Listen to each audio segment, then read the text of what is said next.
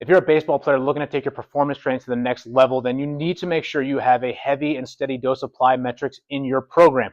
And I'm going to go over today a couple of the introductory plyometrics that I have all baseball players do. They are not fancy. They are not going to look like cool on social media.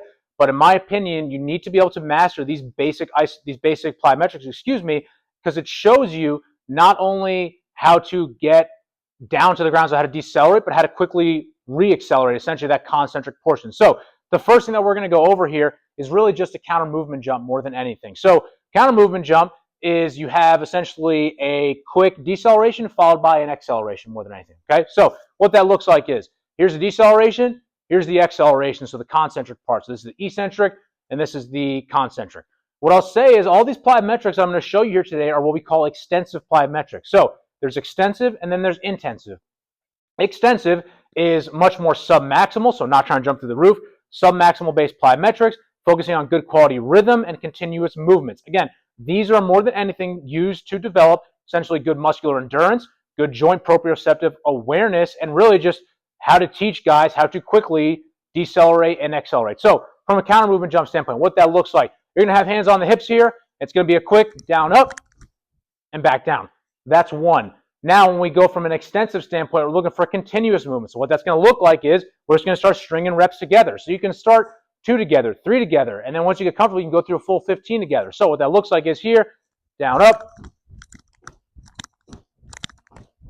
So that's an extensive plyometric. Again, as you can see, I'm not looking to get crazy high off the ground. I'm more than anything just trying to get good rhythm of landing, accelerating, landing, accelerating. For those that are young athletes or have a young training age, it's going to be very difficult for them to not only properly time their deceleration, but time the transition from that deceleration into re-accelerating. That's why we like to start here. Next, I like to go through lateral bounds. So what that looks like more than anything, or some people call them lateral skaters.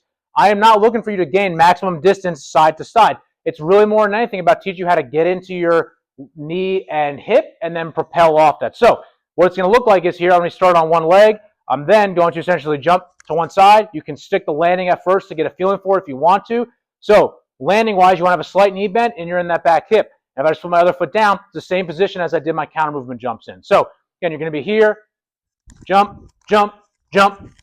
So again, I'm not looking to get crazy distance. I'm just getting in and out of that knee and that glute. If you feel your glute working when you're done with that, that means you're doing it right.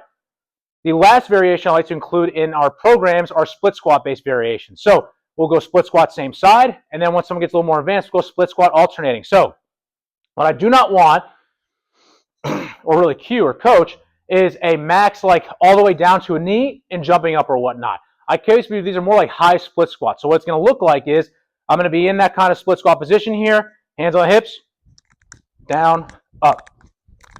Now, what a lot of guys will do is they'll kind of just turn it into like a foot and ankle where they're just, that's not what we're looking for. We're looking for you getting in and out of that knee and that hip. So again, from the side here, what it's going to look like is I'm here. As you can see, my back knee's not going down very far. It's maybe going to the point where my shin is parallel to the ground. Then the extension of that is an alternating. So start on one side, switch, switch, switch, switch, switch. So those are 3 to 4 plyometrics I will do from an introductory standpoint with all baseball players.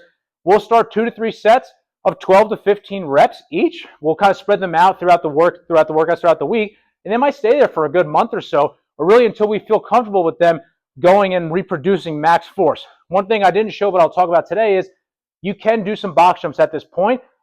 Box jumps are good because it's only going to be concentric based. It's going to minimize the eccentric activity. So that's one other that we might throw in at this phase just based on the athlete.